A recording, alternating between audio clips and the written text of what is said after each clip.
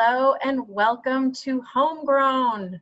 I'm Kirsten Lipkins, the Education Director for the Springfield Symphony Orchestra. And this week we're doing something a little bit different.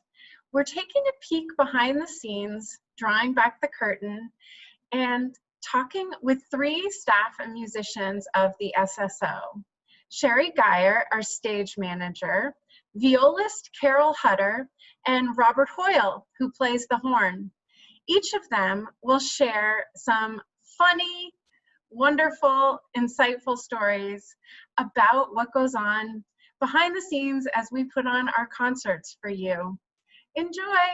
First of all, Sherry, welcome, and tell me what your job is for those who don't know and what you do. I am the production stage manager for the Springfield Symphony Orchestra, and I produce the concerts from basically beginning to end. I produce with regards to all the production of the stage plots. I work in conjunction with, primarily my main job is work in conjunction with the maestro, and we make the stage plots together. I set up the stage based on how he wants everyone positioned. I make sure all the equipment is in place, where it needs to be, when it needs to be there. I make sure all the lighting is set, if there's any audio, I handle all of that. I just basically coordinate everything and then run the entire show, run the whole concert, cueing everybody as to when everything's going to happen. If you see any lights change, it's because I said they're going to change. If you see somebody come out on stage, it's because I told them to come out on stage. And then I tear everything down, put everything away, and I'm also in charge of handling all of the orchestra's equipment, all of our chairs, stands, percussion equipment, whatever musical instruments we own, etc. Any of our equipment that we own, I'm responsible for handling, taking out, putting away. I oversee the stage crew. We have a union stage crew. Symphony Hall is a union building, so we have union stage hands. So I oversee the crew. I'm in charge. I tell them what to do and when to do it. They don't always like that, but that's too bad. So pretty much in a nutshell, that's what I do. I interact with the soloists, make sure they're happy, make sure they're where they need to be, make sure whatever their needs are between Renato. Renato handles hospitality. Once they arrive in the building, then they're kind of fair game for me, and I handle making sure they're all set. I schedule times for them to come in and out of the building to practice. I schedule all the piano tunings. I schedule the practice of the soloists around all that. So yeah. Wow. I think most people just see me push a piano around and they think that's what I do. Yeah. I wish that was all I did. No, it's so incredible. And those of us who do get to go behind the scenes at the symphony absolutely are in awe of everything you do. One of the things I find so interesting and mysterious about you is you're working like a maniac. Like on concert day, you're there first thing in the morning, sometimes 8 a.m. to get the flower delivery, and you're working all day, and then all of a sudden I turn around and you are just this goddess in a black dress walking on stage with a microphone, and I think, wait, there must be two of you. I wish there were. I wish there were more than one of me. It would make my life easier. One of the things in this job, in this world, doing live performances, you have to be able to pivot at a moment's notice, and some of the pivoting can be extremely difficult, but everybody out, all the patrons sitting in the seats are gonna have no idea. I hope that's the plan. We've had instances like we had a piano soloist, a very famous piano soloist. This was quite a few years ago. And we had our own 9-foot concert grand Steinway. And we'd been starting to have a little trouble with it. And he started the rehearsal on Thursday evening. He came in to do the Thursday evening rehearsal. And he started the rehearsal and he starts playing, and then he just stopped. And he went, "Sherry," and he calls me over and I says, "Yes." And he said to me very sweetly, he says, "I get paid to push them down, not pull them up." And there was a key stuck. And I was like, "Oh, all right, let me get that for you." It was like, so we had to, on an emergency basis, get another Steinway delivered the next morning from Boston. So get it delivered, get it acclimated to the building, get it tuned, all that. And then on we went with the concert. No one knew the difference. So yeah, there's a whole rehearsal with a stick key too. No, we pulled it up and he kept kind of plodding along, but yeah. Yeah, wow. We had to replace the piano by the next day, for sure. Oh my gosh. Yeah. Two of my, what I would consider my biggest challenges, the first would be when Kevin Rhodes said, I want to do Verdi's Requiem and I want 900 choristers. It was like, okay, all right, let's do that. And we did it. You know? But not in Symphony Hall, right? No, we did that at, well, it was the Civic Center at the time. So we did, so that presents a whole nother layer of problems to be solved, because you have to deal with the whole acoustics of a Civic Center. So I mean, I have a sound company that I work with that I absolutely adore because they can handle it. And so they got brought in. Then we needed like monitors for the choristers because they were up behind, they were a distance away from the orchestra. So, and then we have to do all kinds of delay stuff with that. And so it was a gigantic project, but we did it. Tell me about the famous 4th of July concerts that the SSO used to do. We used to do massive outdoor 4th of July concerts. We did them at Stanley Park, but we also did them before Stanley Park. We did them on the Esplanade Symphony Hall. And we would do these incredible, absolutely incredible 1812s. And we would have the woman, back then the bells all rang in the campanile. They still work. There's actually a little keyboard down at the base of the campanile. That's how you play the bells. And we would have to send somebody down there with a radio. And actually the woman was kind of crazy. So every year we had to find a new person to go down there with her because they only do it once. But when we got to the 1812, the bells for the 1812 were from the campanile. And we would have radios to all the churches all around downtown. So all the churches' bell towers all around downtown would be ringing for the 1812. It was amazing. It just was like encompassed the entire downtown. Then we would have cannons on the City Hall Esplanade. Some years we had it reversed, but we had the real cannons. Cannons, we had real cannons blowing off, and we had real bells everywhere. It was the most amazing 1812. Now, I'll give you another little 1812 story. We were out at Stanley Park back when Michael Jones was our executive director, and I don't think he'd be offended with me telling this story because it's hilarious. So he was the one that was going to cue the cannons. We had real cannons. We had this whole militia group. He was going to cue the cannons. So he's standing there, and all of a sudden the cannons went off. I'm like, "What are you doing?" He goes, "I don't know." The cannons went. Every time he would flinch or move, they'd shoot off these cannons. So these cannons were just going off. He couldn't move a finger without these cannons. It's like when you're at an auction and they think you're bidding. Yeah. So he scratched his nose. They're just shooting off cannons. That's what they were there to do. So, I don't know what's happening. Boom! Oh my God, best. that's perfect. That is so perfect. I'm sure people loved it anyway. It was great. I loved it. All right. Well, I hope Mayor Sarno is watching this, and we'll do that again a year in 4th of July, 2021. 2021, yay! Thanks, Sherry. All right. Hi. I am now so excited to be here with Carol Hutter, and she is a member of the Springfield Symphony Orchestra. And anyone who's been to a concert, I'm sure, has seen her smiling face. But Carol, let's tell everyone what instrument you play, where you sit, and if you'd like, how many years you've been playing with the symphony. I play the viola, and I sit in the 3rd chair of the section, and it's been since 1981. So amazing. And I also played in the orchestra for one season before that when I was very young, 1977 to 78, which was a pretty interesting year because we had that blizzard of 78. I was living in Boston, and I was a student at New England Conservatory, and everything was shut down, and there was no heat for a while, and then we had so much snow, and they shut down the city, and Springfield Symphony had concerts one of the weeks that it was still pretty bad out there, but they had cleared the Mass Pike, and Governor Dukakis said that the Springfield Symphony bus, back in the old days, the buses, there was a bus that they would charter of the symphony because there were a lot of players from Boston at the time. So the bus would stop at 3 different places in the Boston area and bring people out to Springfield. So Governor Dukakis gave the symphony permission to take that bus on the Mass Pike out to Springfield even though there were only emergency and rescue vehicles allowed. Wow. Yeah, so we were on the bus with like no traffic, and the road was cleared. We had left Boston with snow above our heads. And Springfield was pretty bad as far as snow, but nothing like Boston.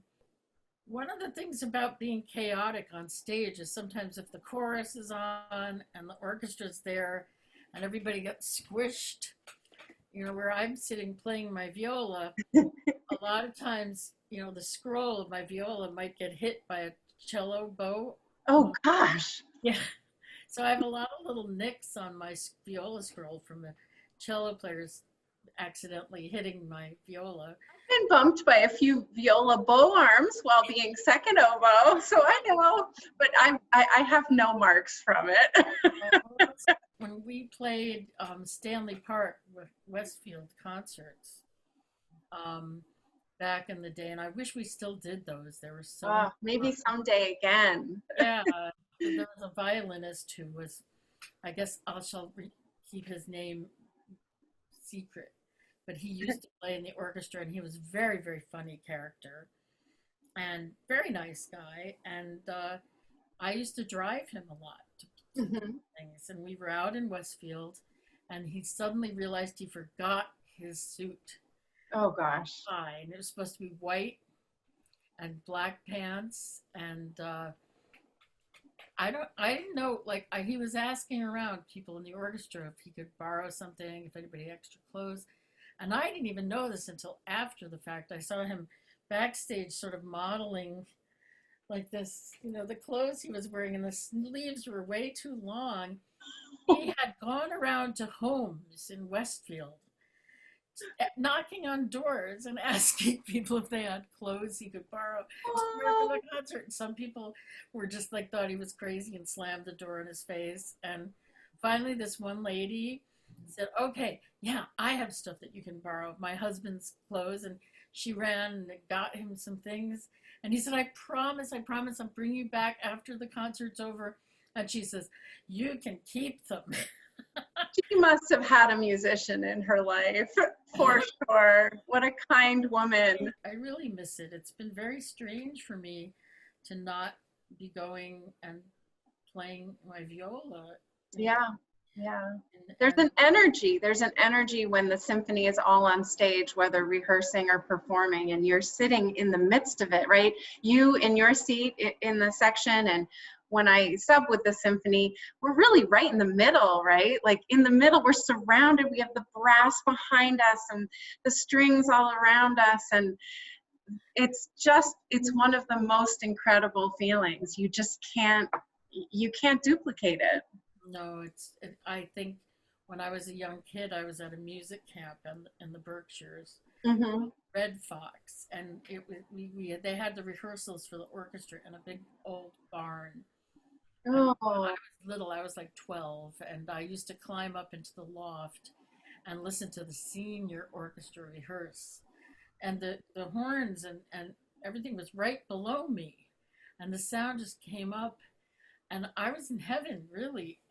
That's what made me really want to play more in the orchestra, was because of this incredible sound. And so now, playing viola, Mozart said that he loved to play viola because you were in the middle of all the sound, because the highs and the lows were around you and everything. And I really feel like that the viola players get that more than if you play violin, because I've played violin in groups before too. And you don't even hear as much as when you're inside. You played with quite a few other symphony orchestras, and I know I often feel there's something really special about Springfield Symphony. You keep saying camaraderie, and I do feel like it's really strong here among the musicians. What do you think? I think it's a very special orchestra. There's just a whole bunch of characters in there, and I have played. I used to be a member of Hartford Symphony and Vermont Symphony I played with, and some orchestras in New York State, and there's just something very flavorful or something about Yeah. the members. Well, plus many of the musicians play in the same groups too. We have several musicians who play in Hartford and Vermont and Albany. But yeah, there's just a real special closeness I've witnessed. Yeah, yeah. It's I don't know what it is. It's a really interesting combination of people and great players. Yeah. Incredible musicians, and I have never played in an orchestra with such a great brass section. That's one thing I can say. This has been amazing. Thank you, Carol. Thank you so much for all of these great stories. So now I have the honor and pleasure to introduce Robert Hoyle, who is also a member of the Springfield Symphony Orchestra. And I will let you tell us what instrument you play and everything else we need to know. Okay, let's see. I play the French horn or the horn, whichever you would like to call it. I've been in the orchestra, geez, I think officially since 2009. Unofficially, I started working with the orchestra in 2007. I started subbing with the orchestra, and after that, the year after that, I had a one-year position as second horn, and at the end of that year they had an open audition, and I won that, and I won the permanent position as second horn. And before that I spent actually 24 years as principal horn in Hartford, and at a certain point I just felt like I needed a change in my life, and everything worked out quite well with Springfield. I got along very well with the principal horn player of the orchestra back then, Laura Clock, who was a wonderful person and a wonderful player. She sure We is. had a great relationship. That's fantastic. I am a big fan of the horn section of the Springfield Symphony Orchestra. Oh, we're very lucky though. We have a, this isn't going to sound very modest, I'll be honest with you, but I think we have a fabulous section. And it's so neat. Most concerts, you know, we have the risers for the winds, and the horns get to be at the highest level in the back and really almost become like a focal point of a concert. And sometimes you'll even play pieces where you move your bells to the audience, and oh my gosh, I get goosebumps. Do you know the story about the contrabassoon audition? No. Oh, you're going to love this one. Well, I love the contrabassoon, so it's going to be great. Well, they had they announced an audition for the contrabassoon, and you know, several people applied. The day of the audition came up, and there was a blizzard. Oh. And so they were thinking, you know, what are we going to do? Okay, they decided to cancel. But one person had actually come up the night before from Boston and was there and showed up at the audition. And so they decided, all right, we can get enough people in the committee together and we'll hear it. And so the person was sitting up on the stage of Symphony Hall, and the committee was out in the audience. And the conductor said, what would you like to play? Play something for us. What would you like to play? Wow. And he said, I think I'll play The Happy Farmer.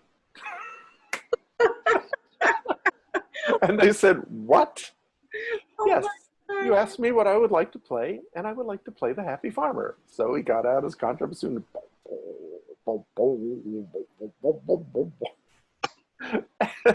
Chris, the committee was just burst out laughing, and almost out of control. And then he stopped in the middle and he said, well, what did you expect? The Mendelssohn Violin Concerto? He said, okay. So he,